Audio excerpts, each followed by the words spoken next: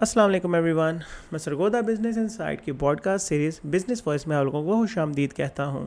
اس pod cost series میں ہم ان تمام شخصیات سے گفتگو کرتے ہیں جو کہ معاشی، سیاسی، سماجی یا کسی بھی فیلڈ میں سرگودا کی بہتری یا ترقی میں کارآمد خدمات انجام دے رہے ہیں. آج بھی ہمارے ساتھ ایک تاجر، رہنما اور Sargodha chamber of commerce and industry کے سینئر ممبر موجود ہیں.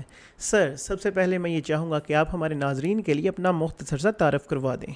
السلام علیکم.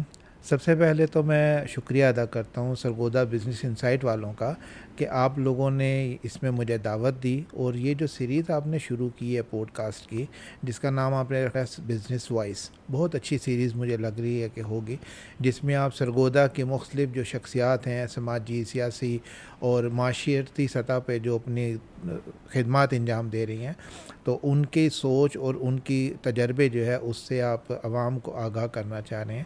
مجھے لگتا ہے یہ ایک بہت اچھی سیریز چلے گی. آپ لوگوں کا بہت بہت شکریہ کہ آپ لوگوں نے اس میں مجھے بات کرنے کا موقع دیا. میرا نام عبدالخالق ہے. آج کا پوڈ کاسٹ کیونکہ اس بارے میں ہے کہ سرگودا چیمبر آف کامرس کی میں بارے میں کچھ گفتگو آپ لوگوں سے کر سکوں، تو اسی زاویے سے میں اپنا تعارف سامنے رکھنا چاہوں گا. اور وہ تعارف یہ ہے کہ میرا تعلق Sargodha chamber of commerce and industry سے تقریباً 30-35 سال پرانا ہے. جو فاؤنڈر ممبرس تھے اس چیمبر کے، ان لوگوں نے جس طرح محنت کر کے اس کو ایک مضبوط ادارہ بنا کے چلانے کی اس وقت کوشش کی، میں ان سارے مائل سٹونز کا چشمدید گواہ ہوں. ان لوگوں کی محنتوں میں ان کے ساتھ رہا ہوں. تو اس بارے میں انشاءاللہ آج آپ لوگوں سے گفتگو ہوگی. ویسے کاروبار کے نقطہ نظر سے میں اسمال انڈسٹری سے متعلق ہوں. میرا ای کامرس کا کام بھی ہے، اور میں میٹل انڈسٹری میں جو ہے مختلف پروڈکٹس بنا کے آل پاکستان جو ہے اس کی سپلائی دیتا ہوں. Thank you. Sir Abdul Khaliq Mughal sahib, آپ نے سرگودا بزنس انسائٹ پیج کے ناظرین کے لیے وقت نکالا اور ہمارے پوڈ کاسٹ پر تشریف لائے. اس کے لیے ہم تہہ دل سے آپ کے مشکور ہیں.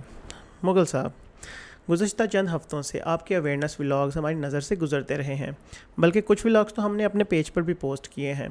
ان ولاگز میں کئی مقامات پر آپ نے چیمبر آف کامرس کی کارکردگی پر گروپس کی اجارہ داری کے ممکنہ نقصانات کا ذکر کیا ہے.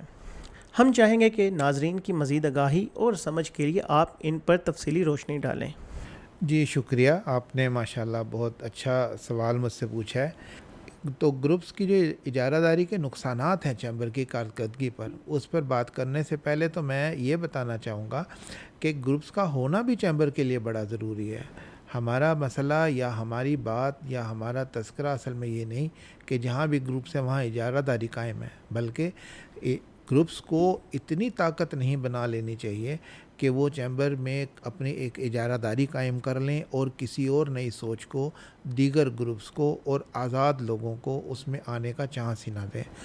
گروپس اس وقت تک چیمبر کے لیے مفید رہتے ہیں جب تک وہ چیمبر کی قیادت میں نئی تبدیلی، بہتری، ان کا تجربہ، نئے خیالات، اچھے منصوبے اور پرانی جو قیادت موجود ہے اس کے تجربے کو استعمال کر کے ایسی منصوبہ بندی سامنے لاتے ہوں علاقے کے لیے جس سے علاقے کے تمام جو ہبز ہیں معاشی، ان کو فائدہ ہوتا ہو. اجارہ داری تب قائم ہونے لگتی ہے جب کئی سالوں تک ایک ہی گروپ اس طرح سے قائم رہے کہ پوری کی پوری ایگزیکٹو باڈی ایک ہی گروپ کی ہو، اور ان میں ایک سوچ پنپ جائے کہ اب کسی اور کو آگے نہیں آنے دینا.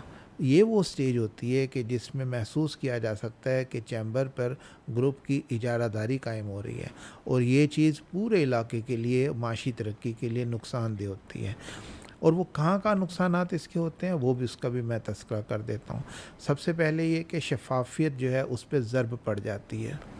دوسری بات یہ کہ اقربا پروری جو ہے وہ پھیلنے لگ جاتی ہے. تیسری بات یہ کہ نئے خیالات اول تو جنم نہیں لیتے، اور وہی باتیں اور وہی نئے منصوبے آگے جاتے ہیں جن کی وہ گروپ پہلے سے موجود جو ہے اجازت دیتا ہے. اور چوتھی بات یہ کہ ادارے کے جتنے بھی فوکس ہیں وہ علاقائی ترقی کے بجائے شخصی ترقی کی طرف مبذول ہو جاتے ہیں، اور یہ میرا خیال ہے کہ سب سے بڑا نقصان ہے. ہمیں اس پہ جو ہے بڑا غور کرنے کی ضرورت ہے. اور ایک اور اس کا نقصان ہوتا ہے، وہ یہ کہ چیمبرز کا جو الیکشن پروسیس ہے وہ کمپرومائز ہو جاتا ہے. مغل صاحب، آپ نے چیمبر کے معاملات پر گروپس کی اجارہ داری کے نقصانات کا ذکر کیا. کیا علاقے کی صنعت اور تجارت کے مختلف سیکٹر پر بھی اس کے اثرات مرتب ہوتے ہیں؟ اس بارے میں آپ کا کیا نقطۂ نظر ہے؟ جی بالکل، جیسا کہ میں نے ابھی آپ کو بتایا کہ بہت ساری چیزیں کمپرومائز ہو جاتی ہیں. جو علاقے کے ہب ہیں ان پر ایک جیسی توجہ نہیں رہتی چیمبر کی، بلکہ صرف انہی معاشی ہبس کے اوپر فوکس ہوتا ہے جہاں کی نمائندگی ان کو مل رہی ہوتی ہے.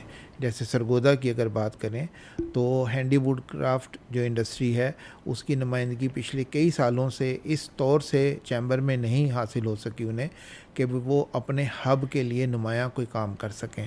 ہینڈی ووڈ انڈسٹری کے علاوہ آپ اگر دیکھیں سالٹ مائنز اور الیکٹرک سوئچز کی انڈسٹری، اس میں ویلیو ایڈڈ بہت سارے ایسے پروڈکٹس ہیں جس پہ کام کرنے کی ضرورت ہے.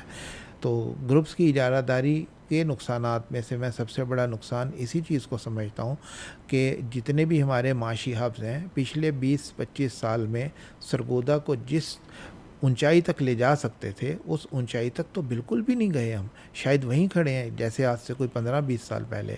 اور دوسرے، پراپر نمائندگی نکھر کے چیمبر کی سامنے نہیں آ رہی. کس وجہ سے؟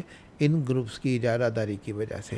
اگر اس اجارہ داری کا خول چیمبر کے الیکشن پروسیس سے بھی ہٹ جائے تو یقین جانیے کہ آپ کو بہترین اور اہل نمائندے جو ہے چیمبر کی قیادت کرنے کے لیے مل سکتے ہیں. عبدالخالق مغل صاحب، آپ نے گروپس کی اجارہ داری کا سب سے بڑا نقصان چیمبر کے الیکشنز کا کمپرومائز ہو جانا بتایا ہے، رائٹ؟ ہمارے ناظرین جاننا چاہیں گے کہ کسی گروپ کی اجارہ داری کی وجہ سے الیکشن پروسیس کو کیسے کمپرومائزڈ یا غیر منصفانہ کہا جا سکتا ہے؟ جی بالکل، بڑا اہم سوال ہے آپ کا، اور میری خواہش ہے کہ میں اس کا تھوڑا تفصیلی جواب دوں، کیونکہ چیمبر کے الیکشنز جو ہیں وہ اناؤنس ہو چکے ہیں، اور میں چاہتا یہ ہوں کہ ہمارے سرگودا کے ممبرز اور تاجر طبقہ جو ہے اس کو یہ پتہ ہو کہ چیمبر میں الیکشنز جو ہیں ان کی شفافیت اور صحیح نمائندہ قیادت کا سامنے آنا کتنا ضروری ہے. اس چیز کے لیے سمجھنا ضروری ہے کہ گروپ کی اجارہ داری کا الیکشن پروسیس پہ کیا اثر مرتب ہو سکتا ہے. آپ کا سوال ماشاءاللہ بڑا اسٹرانگ اور بڑا بہتر ہے، اہم ہے، وقت کی مناسبت سے ہے. تو اس کے بارے میں میں آپ کو یہ بتانا چاہوں گا کہ دیکھیں جو ایگزیکٹو باڈی 24 بندوں کی ایگزیکٹو باڈی ہے، اور جو ایگزیکٹو باڈی جو ہے ایک ہی گروپ کے ٹکٹ پر جو ہے وہ منتخب ہو کر آئی ہو، جب الیکشن کمیشن ہی اس ایگزیکٹو باڈی نے بنانا ہے تو اس کا مطلب ہے کہ وہ الیکشن کمیشن غیر جانبدار تو نہ ہوا، بلکہ وہ تو ایک ایسی ایگزیکٹو باڈی کی وجہ سے تعینات ہوا ہے یا تشکیل پایا گیا ہے کہ جو پوری کی پوری ایگزیکٹو باڈی ایک ہی گروپ سے منسلک ہے. تو اگر آزاد لوگ الیکشن لڑنا چاہیں گے تو ان کی آواز، ان کے مسائل یا ان کے اعتراضات پر جوابات کس طرح ایک ایسا الیکشن کمیشن دے سکے گا جو کہ ایسی ایگزیکٹو باڈی کے ذریعے تشکیل پایا گیا ہے جو ایگزیکٹو باڈی صرف ایک گروپ کے ٹکٹ پر جیت کر وہاں پر بیٹھی ہوئی ہے. تو آپ خود اندازہ لگا سکتے ہیں. سب سے پہلا کوسچن مارک تو یہ ہے کہ الیکشن کمیشن کی غیر جانبداری جو ہے اس پر سوالیہ نشان آ جاتا ہے. تو پہلا سوال تو یہی اٹھتا ہے کہ جو الیکشن کمیشن ہے وہ پیورلی جانبدار نہیں ہے. بے شک وہ قانون کے مطابق بنایا گیا ہو، میمورنڈم کے مطابق، لیکن یہ حقیقت تو سب کے سامنے ہے نا کہ یہ 24 ممبران پر مشتمل جو ایگزیکٹو باڈی ہے یہ ایک ہی گروپ کے ٹکٹ پر آئی ہوئی ہے اور اسی نے تشکیل دی ہے یہ الیکشن کمیشن. اس لیے ان کی غیر جانبداری پہ سوالیہ نشان تو موجود ہے. ایک بات. اچھا، دوسری بات اس میں اور الیکشن پروسیس کے بہت سارے حصے ہوتے ہیں. اس میں سب سے پہلا حصہ ہوتا ہے ممبرز کی، ووٹرز کی لسٹیں. اس کے بعد دوسرا حصہ اس کا ہوتا ہے کاغذات کا جمع کرانا، پھر ان پر اعتراضات، ان اعتراضات پر اپیلیں اور جوابات. پھر اس کے بعد ایک اور پروسیس ہوتا ہے اس کا حصہ الیکشن کا، اور وہ ہوتا ہے بیلٹ پیپر کا ڈیزائن اور تیاری. پھر اس کے بعد جا کے کہیں پہ ایک چیز آتی ہے جس کو ہم کہتے ہیں پولنگ ڈے، اور پولنگ ڈے کے بعد آخر میں پھر اس کی گنتی ووٹوں کی. یہ ساری جو چیزیں میں نے گنوائی ہیں یہ مکمل ایک پروسیس ہے جس میں عرف عام میں سمجھا یہ جاتا ہے کہ الیکشن دراصل پولنگ ڈے کا نام ہے.